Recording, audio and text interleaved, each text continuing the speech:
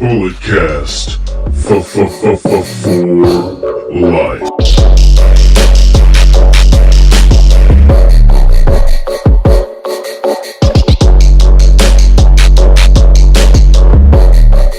Welcome everybody to another edition of Under the Radar. My name is Brandon Tanguma, and on today's episode we will be going over the 2019 Warrior Award recipient, the NXT and Total Bella's TV report, as well as some ROH news. But first, let's get into that Warrior Award recipient, the technically not a part of the actual Hall of Fame, but a part of the Hall of Fame induction show. The 2019 Warrior Award winner is going to be Sue Atchison, a longtime WWE employee, and she'll be receiving this. She's been with the company for more than 30 years, and apparently she was one of the leaders in working with the relationship to kind of join WWE and Make-A-Wish to kind of build that relationship into what it is today, with John Cena holding the most Make-A-Wishes ever, and they're always doing stuff with that organization, as well as doing other stuff with the kids, because WWE loved kids. And I'm excited about this award recipient, not mainly because I know a whole lot about her, just because it's like this was what the Warrior Award was supposed to be. Yes, I know I've talked bad about the Ultimate Warrior and all the things that he's done in his life and some things he said, and it is kind of weird when they say, oh, they want someone to represent what the Ultimate Warrior stood for, which, if you look at what he actually said, is not a whole lot of good things. But I'm just going to take it as the character, the Ultimate Warrior, courageous, strong, and all that stuff. And the his idea of creating an award or some sort of recognition was for people inside the WWE, people who have unsung heroes, you might say, and Sue is definitely one of those people. I didn't know if we were going to actually talk about this on the Bulletcast, so I just wanted to give her the recognition that she deserves. This was what the Warrior Award was supposed to be about. Hopefully, going forward, they continue to do this with, stage hands and other backstage people, just to kind of give their moment in the sun, because who knows how long Sue's going to be with the company for. I mean, she's already been there for 30 plus years, I guess. Who knows if she's going to retire anytime soon. But, and also with WWE, the Warrior Award in the past went to Connor and some other people who dealt with illnesses and, kind of uplifting figures, which I'm not going to poo-poo on that. I mean, I understand what WWE's doing. Their company, Stephanie McMahon said that the future of marketing is philanthropy. And every time when WWE kind of does charity work and does good, quote-unquote, in the community, I'm always kind of leery and kind of skeptical of what their true intentions are doing. And yes, maybe they're trying to put themselves over by showing how much Make-A-Wish stuff they actually do, but the focus mainly is going to be on Sue, and obviously Sue's going to probably put over the company and put over how great of a time she had, but all in all, the Warrior Award was supposed to be for people like Sue, and I'm happy that she gets this recognition. Hopefully, going forward, some other people get that recognition as well. So moving on, we have some ROH news. We haven't really talked a lot about ROH on this podcast or the Bulletcast, but first off, we have Flip Gordon. He has provided us with some positive medical news. He suffered an MCL injury, a torn MCL rather, during a match at the Honor Rising show on January 13th. The initial prognosis was that he was going to be sidelined for 4 weeks, maybe even longer, possibly going to hold him out of the G1 Supercard show, but he has given us an update on Twitter today that he just saw a doctor and he passed all the tests and he is officially cleared to wrestle. So obviously this is good news for Flip Gordon. Flip, a big name in terms of being the elite. He was on there almost weekly. He made a surprise appearance a few weeks ago, but I'm high on Flip Gordon. He's been to APW shows. I've seen him live a few times. Hopefully this does not set him back. I know obviously his name is Flip. He does a lot of flips in the ring, and this MCL tear maybe will stop him from doing stuff, and it might slow him down a little bit, but Flip, I think, is definitely a guy who has grown over the past year with all the Being the Elite stuff, all the different matches he's had. He was in New Japan. He's done other things like that. So this is good news. I'm hoping that Flip Gordon does get a prominent, maybe not prominent slot, because there is the New Japan and the ROH guy, so he might get lost in the shuffle a little bit, but I'm hoping he at least gets some sort of match on the G1 Supercard show. And speaking of that G1 Supercard show, we have the ROH World title match announced, and it is going to be a triple threat ladder match. So ROH had its 17th anniversary show this weekend, and it was looking as though it was going to be Matt Taven versus Jay Lethal for the ROH title at MSG, but after Marty Scurll did a run-in, and he won the Survival of the Fittest tournament in November, he was able to get a He was able to get a title shot. He so chose, and he decided to make this the match, and it's going to be a ladder match as well. So it's this is a maybe not a big time match. Jay Lethal, Matt Taven. They're when you think of ROH, those are kind of the guys you kind of think of right now. ROH kind of struggling a little bit to take that next step, build up their new stars after the Bucks and Cody left. But ROH seems to always kind of bounce back. They have guys like Bandito, Flip Gordon, as I said, Jeff Cobb can be guys to take that next step and elevate ROH. Because ROH has always kind of been that mid to upper level indie that we've always seen. The top indie for a long time now that New Japan has come in and AEW's come in. ROH has taken over Impact, but they've always just been there. CM Punk, Samoa Joe, Bryan Danielson, AJ Styles, Christopher Daniels. Just people, person after person that you can think of who has had significant runs in ROH. You can think of, Roderick Strong, all those type of guys. And so now we're going to have this triple threat match. Maybe I would have possibly liked Marty Scurll to have maybe a bigger match on the show. It's the ROH Championship. Yes, it's the ROH Championship, but I think that's just kind of the case of how ROH is looked at nowadays. I think people were looking forward to maybe seeing that rematch from All In, getting an Okada versus Marty Scurll match. It doesn't look like that is going to happen, but let's just jump over to the G1 Supercard card. And let's just see what matches are taking place thus far. So right now we have Roosh versus Dalton Castle. Should be a fun match. Dalton Castle suffering that back injury. Kind of has not been the same since. A pretty sad story, to be honest. I was really high on Dalton Castle. 2 years ago, a year and a half ago, he suffered that injury. He still has the charisma, but just in-ring wise, it's not the same. I don't know if he can recover from it.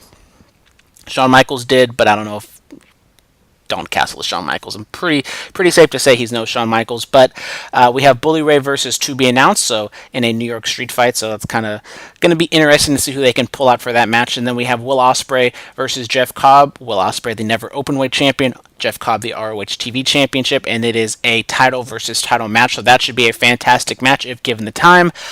And as I said, the triple threat match for the ROH title.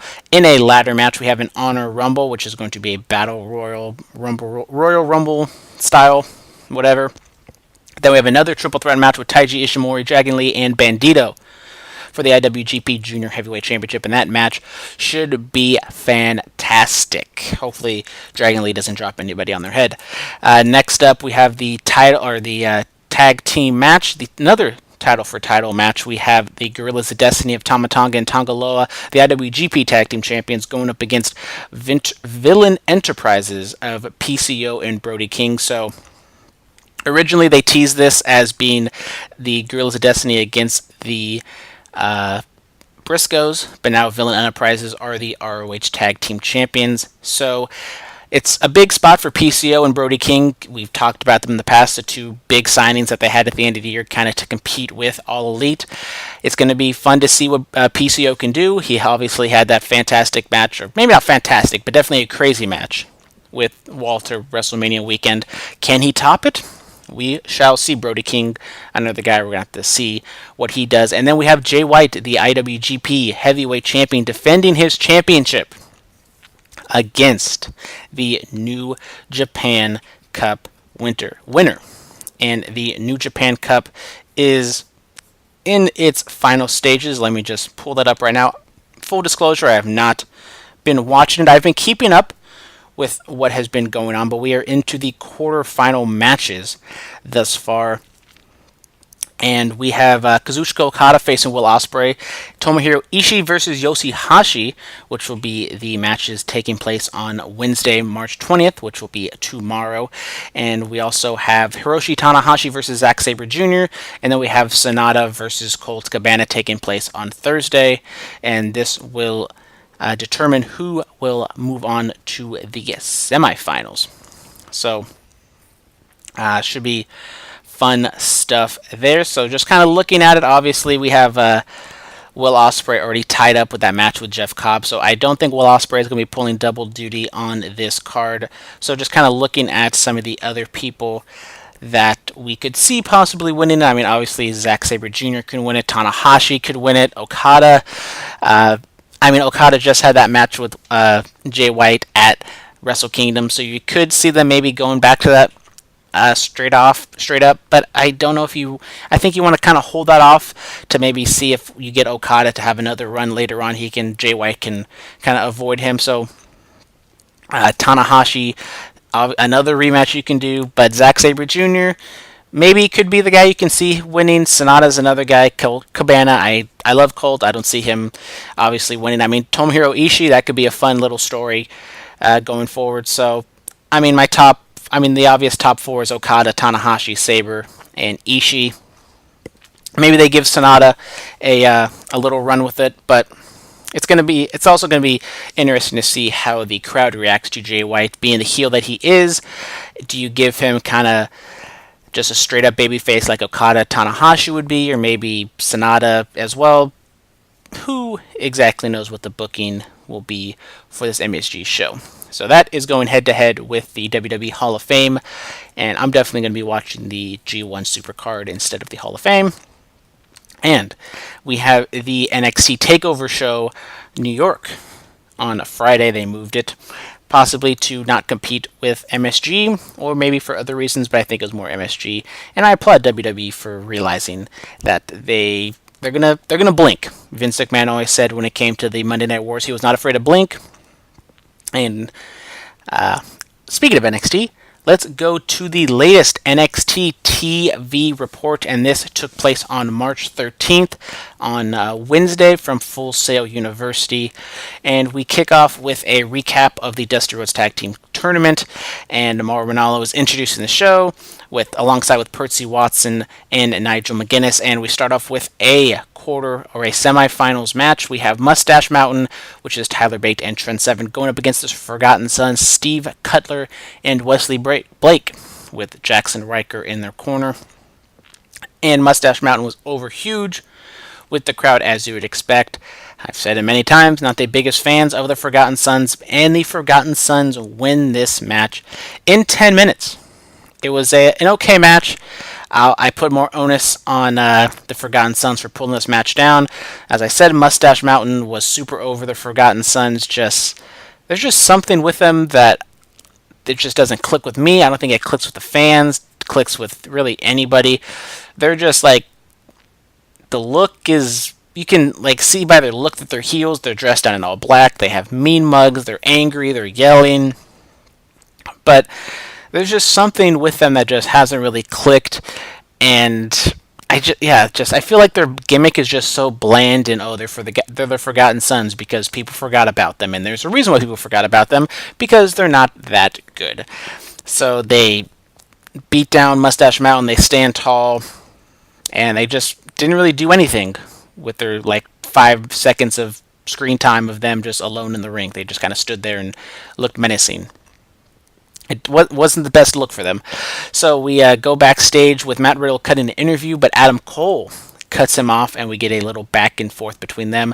Adam Cole says that he wants to become the North American champion. Riddle wants to be the North American champion, and they go back and forth. It was a good little tiff between the two guys, setting up a possible #1 contendership match for the North American Championship. So, Mauro Ranallo plugged Aleister Black and Ricochet going up against DIY in the semifinal match in the main event. But before that, we have the #1 contendership match for the Women's Championship. The winner will face Shayna Baszler at NXT TakeOver in New York. So, Shayna Baszler came out and joined the announcers for commentary. She was just being the regular old Shayna Baszler you come to know and love, just kind of burying everybody, saying that, that Io Shirai is a nobody from Japan, and Bianca Belair is someone that she's already beaten. And throughout the match, they were just kind of just doing simple stuff, not a whole lot of... it was only 6 minutes until Shayna Baszler came in and attacked them both, and it ended in a no contest. So obviously, they were kind of working, knowing that they weren't actually going to have a full-fledged match. They weren't I wouldn't say put in the effort, but they just weren't kind of putting the effort behind the match. So obviously, they were kind of working, knowing that they weren't actually going to have a full-fledged match. They weren't they just were kind of stuck in second gear or third gear. They didn't really take it to the next level like they could have. They were just kind of holding serve, filling time until it was time for Shayna Baszler to come out. And so, as I said, Shayna Baszler comes out, beats down both of them. The crowd's chanting triple threat. And then Kairi Sane comes out, but she stopped and did her little pirate telescope pose. So that, she wants to save the girls. She wants to save Io and Bianca Belair, but not before she gets her stuff in. Got to get the gimmick over. And she comes down, and Shayna Baszler beats her down a little bit, and then Io Shirai comes to make the save, and Baszler puts Kairi in a sleeper. Or wait a minute. So hold on, a triple threat match, a triple threat chant broke out. Kairi Sane ran out to the save, but not before she struck her little pose. Baszler then put her in a sleeper, pronouns pal, because there's a lot of people in this match. I assume the person is talking about Kairi Sane. And then Io Shirai made the save, and then Baszler put her in a sleeper, and then she managed to knock out all three of the wrestlers in a 90-second span. Oh my! Exclaimed Morrow. He said, "You can never turn your back on Baszler." So no contest in 6 minutes. They just put over Baszler super strong here, just laying out all three competitors. And then this sets up a fatal four-way match between all three women: Io Shirai, Bianca Belair, Kairi Sane, and Shayna Baszler for the Women's Championship at NXT TakeOver New York. Obviously, stacking the odds against the heel. Bianca Belair is probably going to be that tweener pseudo heel that she's been playing for a while now. And this is a good way to get the title off of Shayna Baszler, have her lose but not take the pin. Or if you want to put her over even stronger, you can have her win this match against all odds, but then that kind of makes her a babyface. But I think Baszler is perfectly good as a heel, that she's able to beat up all these baby faces and, be a kick-ass wrestler, but still get boos from the crowd. So, next up, we have highlights airing of the Keith Lee and Dominik Dijakovic match that happened, or the angle, rather, that happened last week, where they kind of were challenging each other, and this sets up the match, the rematch. In an interview outside the venue, Baszler told Kathy Kelly that there's not a single wrestler who deserves a shot at her title, and then Kelly informed her that General Manager William Regal said that Baszler will now be defending the title against all three women in the Fatal 4 match, as I just said. Baszler was not pleased by this news, but seemed to be trying to hide it and hold it together. So, obviously, it kind of puts sympathy on Baszler, but she did lay out everybody, but all these women are kind of bounded together. You have Bianca Belair kind of being the lone wolf, sort of being with Io and Kairi, so maybe that tension can be a kind of another B side story for the main story. So solid storytelling, makes a whole lot of sense. They can go in a whole bunch of different ways with this. So the main event, we have Ricochet and Aleister Black going up against DIY of Tommaso Ciampa and Johnny Gargano in the Dusty Rhodes Tag Team Classic semifinals. And this match was great, as you would expect. The match was going perfectly along as it should, just, spots back and forth. And Gargano had Black, I believe, in the Gargano escape. And then Ricochet put Tommaso Ciampa and gave him kind of a Death Valley driver type thing onto Johnny Gargano's knee. He was selling it, he tagged out, and then Ciampa had to basically work the rest of the match alone while Gargano was holding his knee, selling it. He was hurt. And so Gargano was unable to compete. He tried to come back into the ring, but just couldn't manage to do so. And Ciampa ended up fading to black after Ciampa gets hit with a black mass, and then Ricochet hits a 630 for the win. So the winners is Black and Ricochet in 14 minutes to advance to the final. So we have Black and Ricochet against the Forgotten Sons, and this match will happen in 2 weeks, I believe, and the winners of the Forgotten Sons and Black and Ricochet will face the War Raiders at NXT TakeOver New York. So obviously, if you're looking for a work rate, you want Black and Ricochet to win, because if Black and Ricochet go up against the War Raiders, that match will be insane. Who knows what Black and Ricochet are going to be doing, if anything, at WrestleMania. So I would say My pick to win is Black and Ricochet. Have this kind of be their farewell match in NXT. They lose to the War Raiders. Boom, they're gone. Because as of right now, nothing happened on Raw. I mean, Ricochet had the squash match with Jinder Mahal. Aleister Black wasn't even on Raw. So you have 2 shows left. I don't think you can maybe fit them into a mega tag team match for the Raw tag titles, which probably is going to happen. But my pick would just have them. It is Friday, so there is the Saturday layoff, and then they can wrestle Sunday. So that isn't. It's not as bad as if they were have to wrestle on Saturday and then turn around on Sunday and have another match. So my pick would have Black and Ricochet win, have them face the War Raiders at Takeover, have them lose. Everyone's happy. Have them a nice, happy, crying send off. But Forgotten Sons have gotten a push recently. This is maybe their last hurrah. All these guys have kind of had their chances, and maybe this is their last chance to shine. As I said, they didn't exactly show it on this show. Straight up heel babyface dynamic would work. War Raiders come in and just run right through them. I think no matter what, the War Raiders are going to emerge at a takeover with the championships. So there's there's different ways you can go with this. Maybe Black and Ricochet's farewell match was this match, the match against the Forgotten Sons. But besides that, something happened after the match. Gargano was still tending to his knee, and then Candice LeRae, his wife, comes out to help him. Ciampa's out there to help him as well. No music. The announcers are silent. You can hear the crowd chanting for him, DIY and all that other stuff. And they're able to get Gargano up to the stage. He's still limping, still selling the knee injury.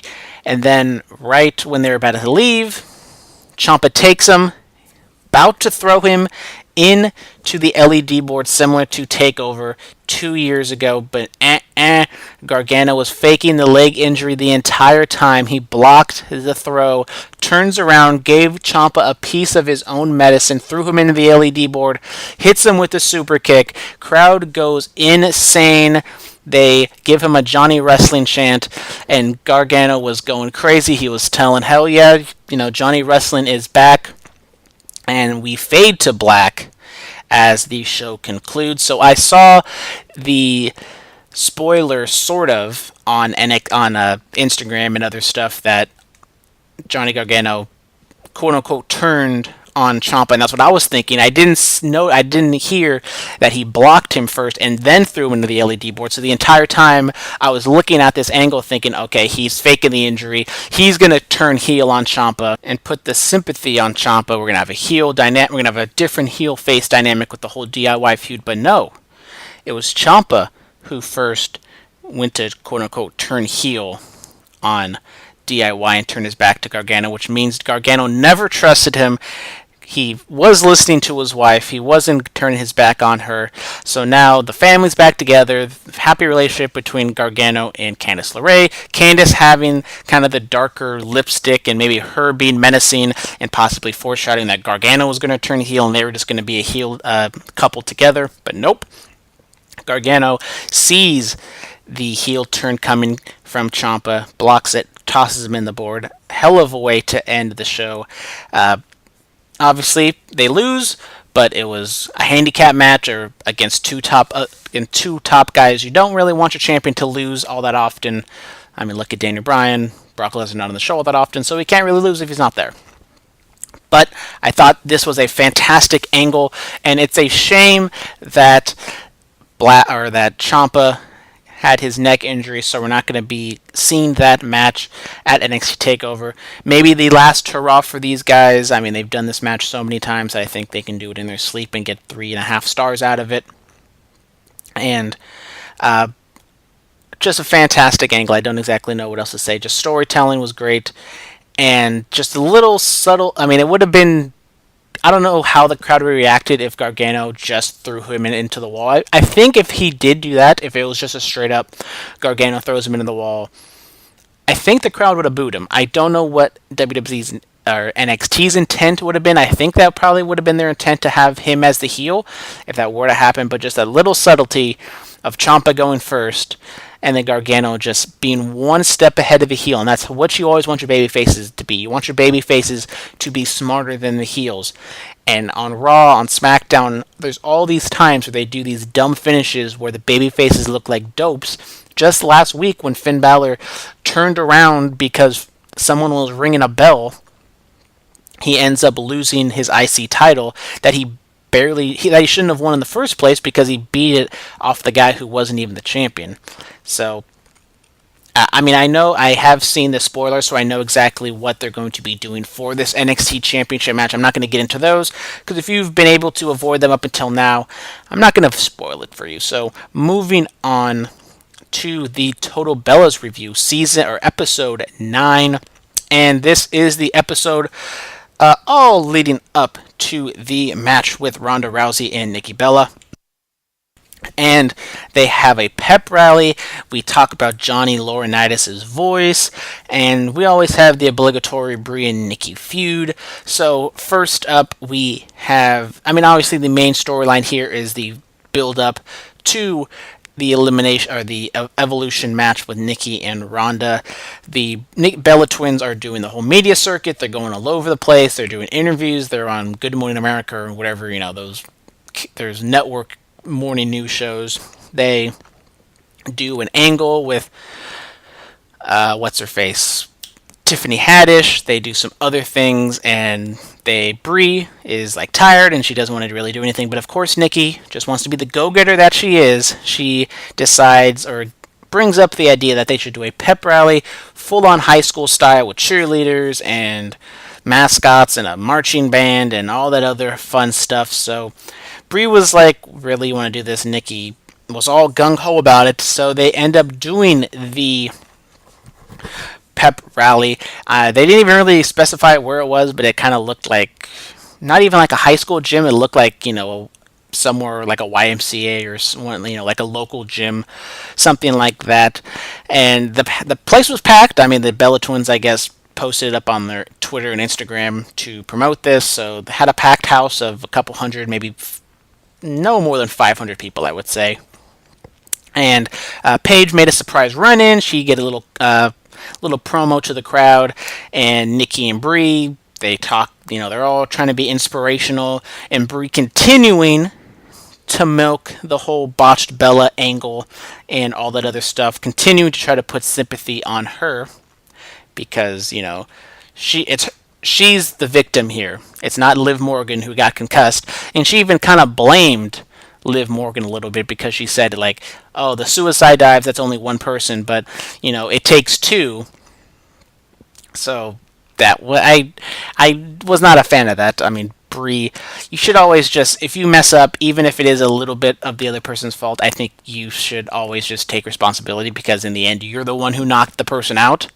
She shouldn't have been looking to the corner while throwing kicks if she doesn't wrestle or doesn't do those moves all that often.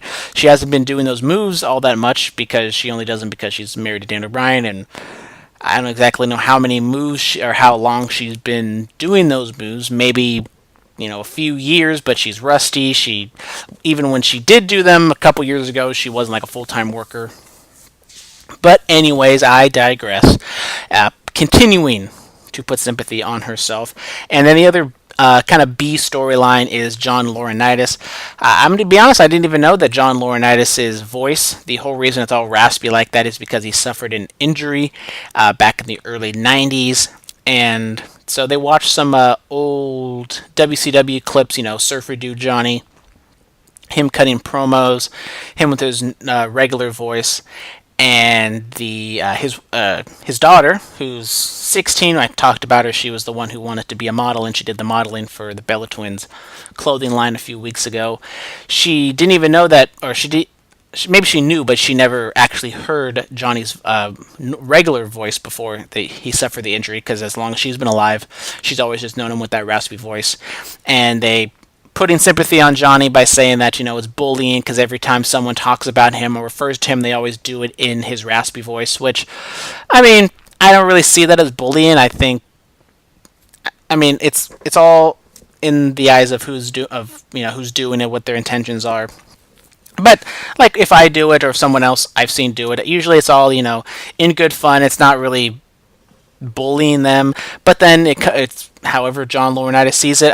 It's the show. It's the Total Bella's E News or E channel. So maybe Johnny has no problem with it, but then they just want to play up the whole bullying angle. Because remember, kids, don't be a bully, be a star. So Nikki, or Brie rather, goes to him during the Evolution show, or maybe like on a Raw the week before. She goes to him, and kind of talks to him about how there's advancements in medical and you can get your voice fixed. And Johnny was like, oh, I don't really want to do it, blah blah blah blah. So after all that build up, Johnny was like, nah, I don't really feel like doing that. So there you go, kids.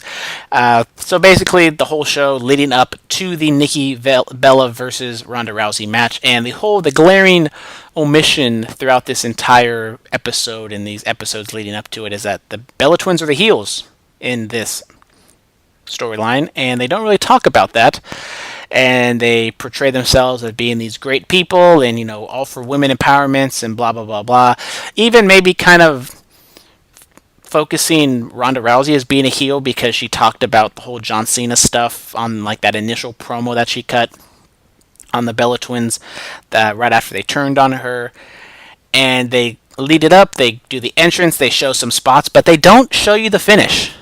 They don't show you that Nikki Bella was the one that did the job and lost to Ronda Rousey. So we're going to have to stay tuned till next week and see what happens there, if they actually show Nikki Bella losing to Ronda, or if they're just going to forget about that whole thing and they're just going to talk about Evolution being this great show and Nikki had so much fun and blah, blah, blah.